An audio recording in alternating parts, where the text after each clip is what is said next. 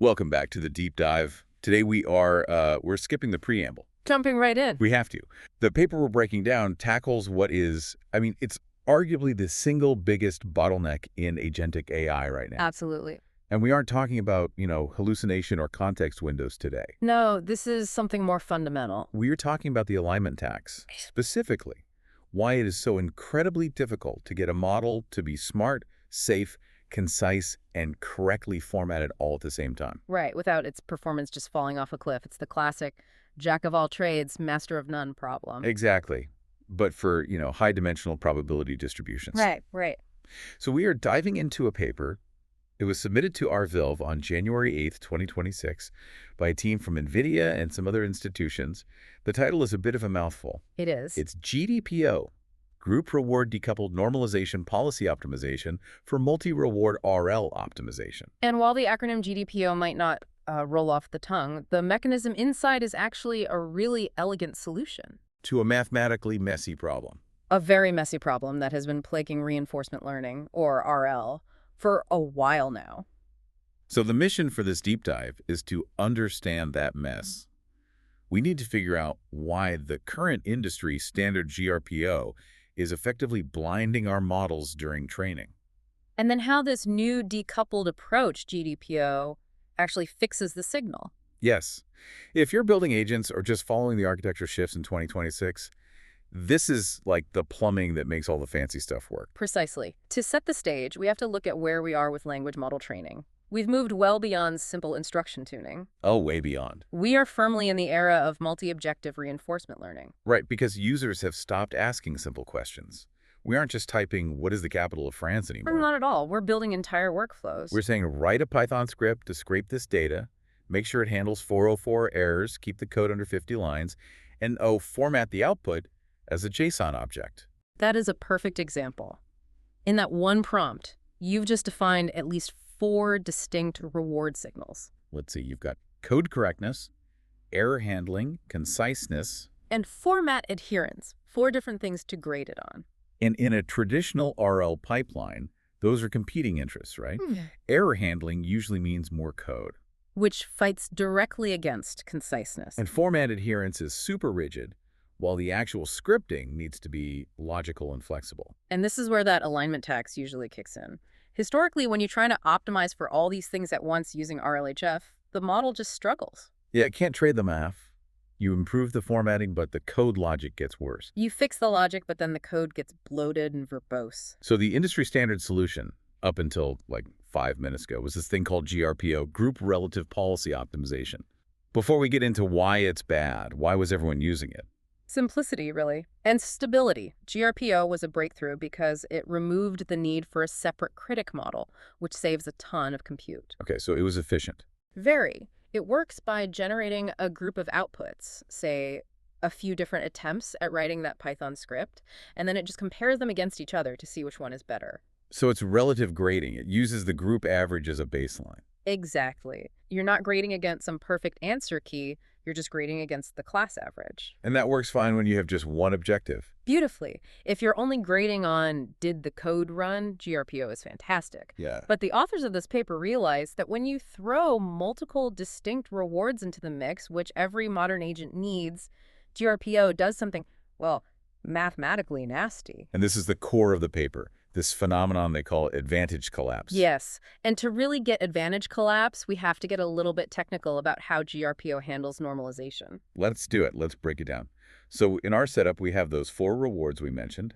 Maybe code correctness is worth, say, 10 points, and format adherence is worth 1 point. What does GRPO do? Well, the standard way is to define a weighted sum. You just add them all up to get a total reward. Okay. But here's the catch. Raw reward scores are messy. Some might range from 0 to 1, others from -100 to +100. Right. They're on totally different scales. So to make the math stable, GRPO normalizes the total reward across the group of outputs. It standardizes the sum after you've already added them all together. Exactly. It takes the sum of all rewards for each attempt, and then it normalizes those sums so they have a mean of 0 and a standard deviation of 1. Okay. I think I see where this is going. If you normalize the sum, you lose visibility into the parts. It's even worse than that. You completely lose the signal of the smaller but maybe crucial parts. How so? Imagine you have two rewards. Reward A is correctness, and it varies wildly. Sometimes the model gets 100, sometimes a 0. So high variance. Right.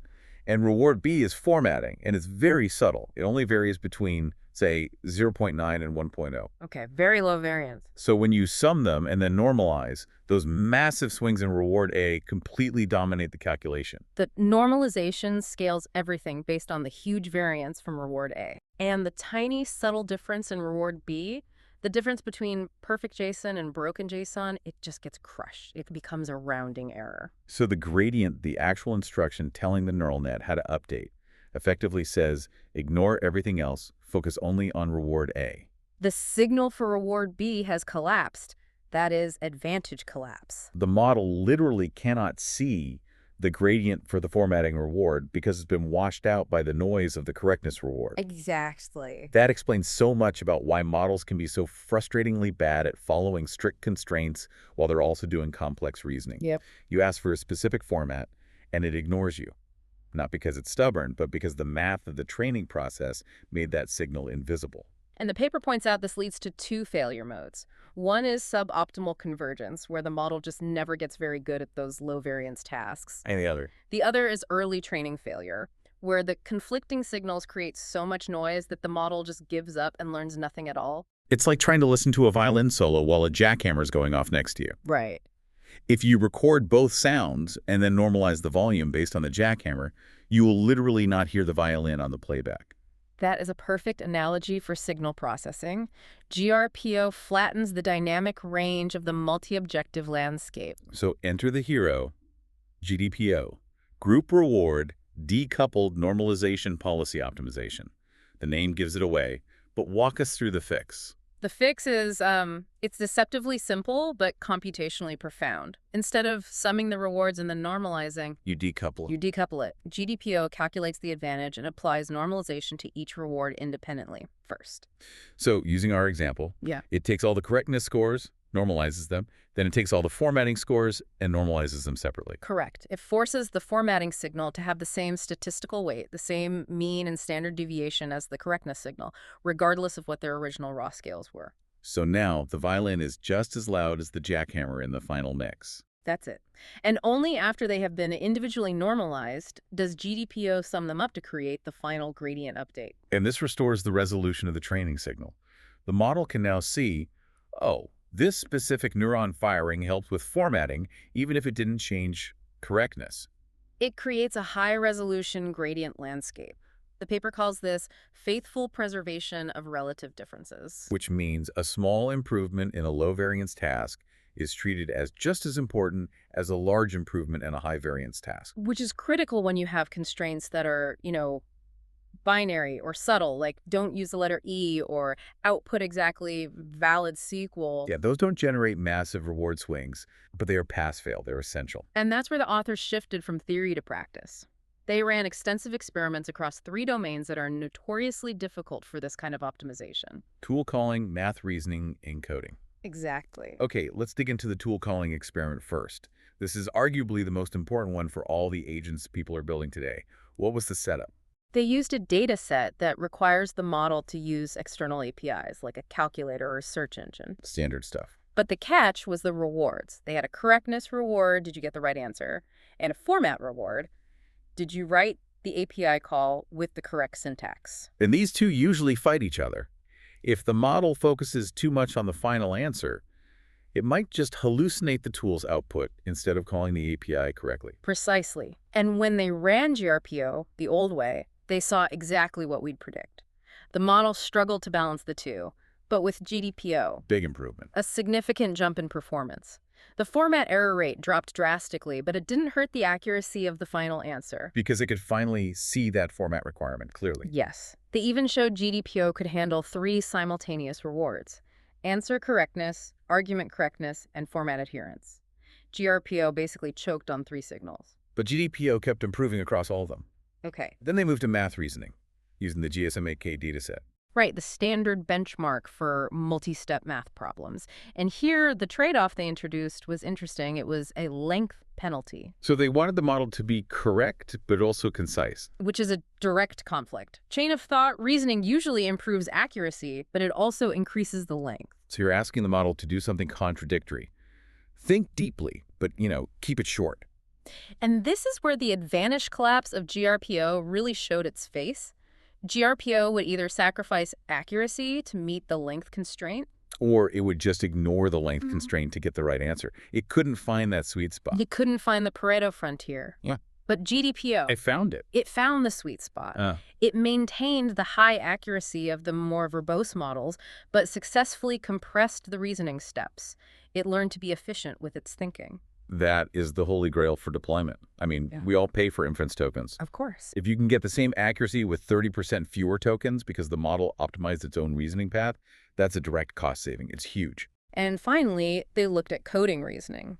The rewards here were pass rate, does the code actually run, and again, length and format. I'm looking at the results table here in the paper, and the bug reduction is what really stands out to me. It's striking, isn't it? In the coding tasks, the bug ratio, so the percentage of generated code that had syntax errors, was significantly lower with GDPO. Which implies that the model was able to internalize the syntax rules, Yeah. the low variance reward, much better. Even while it's grappling with the complex logic of the problem, the high variance reward. It didn't have to choose between writing good code and writing working code.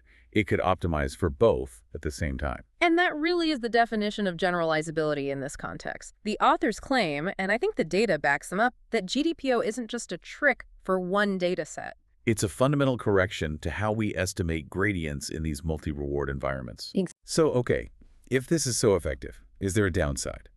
Does decoupling the normalization introduce any instability? Usually when you start messing with gradients, you risk the model diverging. That's the fascinating part. The paper claims the opposite. GDPO actually led to more stable training More stable. How so? because the signal is cleaner.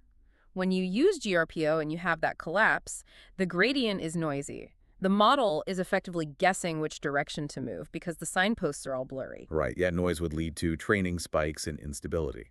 By decoupling, GDPO provides clear, consistent signposts for each objective. So the model converges faster and more reliably because it's not fighting against all that mathematical ambiguity. So we get better performance, better constraint adherence, and more stable training. It seems like the default setting for RL libraries just needs to change. I would fully expect to see GDPO implemented in the major RLHF libraries like TRL or Axelald very, very quickly. It's an algorithmic change, right? Yeah. You don't need new hardware. No, you just change the order of operations and the loss function. It's a software fix. Let's zoom out a bit. What are the implications for the listener who isn't, training their own foundation model, but is designing systems around them? Oh, the implications are huge for agentic workflows. Right now, if you're building an autonomous agent, you're probably leaning heavily on prompt engineering. You write these massive system prompts. You are a helpful assistant. Do not do X. Make sure to do Y. Always verify Z. And we do that because we can't trust the model to inherently care about all those constraints. We're using inference time compute, the prompt to patch over a training time deficiency. Exactly. GDPO suggests we can bake these constraints into the model's weights much more effectively from the start. So we could train, say, a legal agent that has a reward function for legal accuracy, one for risk aversion, one for citation format, and one for tone. And you could actually trust it to balance all of those without hallucinating or breaking character. It moves us away from prompt engineering and more towards reward engineering. That's a great way to put it. Instead of agonizing over the wording of your prompt, you define robust reward functions for each behavior you want, and you let GDPO optimize the policy to satisfy them all at once. It turns the alignment tax into an alignment investment. You pay the compute cost upfront in training. To get a model that naturally handles the complexity later on. And it suggests that the future of AI isn't just bigger models. No, it's better optimized models. We're finding that a lot of the limitations we thought were inherent to LLMs, like their inability to plan or follow strict rules, might just be artifacts of sloppy optimization math. It's not that the brain wasn't big enough. It's that we were teaching it with a blurry chalkboard. Precisely. We were giving it mixed signals and then blaming it for being confused. This also touches on something we talk about a lot, the move from chatbots to agents. A chatbot has one goal: keep the conversation going. But an ager has outcomes. And outcomes are multidimensional. In the real world, an outcome is rarely just correct. It's correct, on time, under budget, and safe. That's a for-reward optimization problem right there. So if GRPO collapses those 4 dimensions into one, you get an agent that ignores the budget to be on time. Or worse, ignore safety to be correct. GDPO gives us the mathematical framework to ensure the agent respects every dimension of the outcome. I want to circle back to the provocative thought we promised. We've been talking about mathematical normalization in neural networks, but this idea of signal decoupling, it feels surprisingly relevant to how complex systems operate. Like human organizations. Or economies. Exactly. Think about how large corporations manage performance. They often use a balanced scorecard, right? Revenue, employee satisfaction, customer retention, innovation. But what often happens? They turn it into a single number, a stock price, Or or a quarterly bonus metric. they GRPO the organization. And just like in the neural network, the high-variance signal dominates. If revenue swings wildly, everyone just ignores employee satisfaction, the low-variance signal, because it doesn't move the needle on the total score. And you get organizational alignment collapse. The company optimizes for short-term revenue and rots from the inside because the subtle signals of culture or technical debt were just normalized out of existence. So whether you're training a 70 billion parameter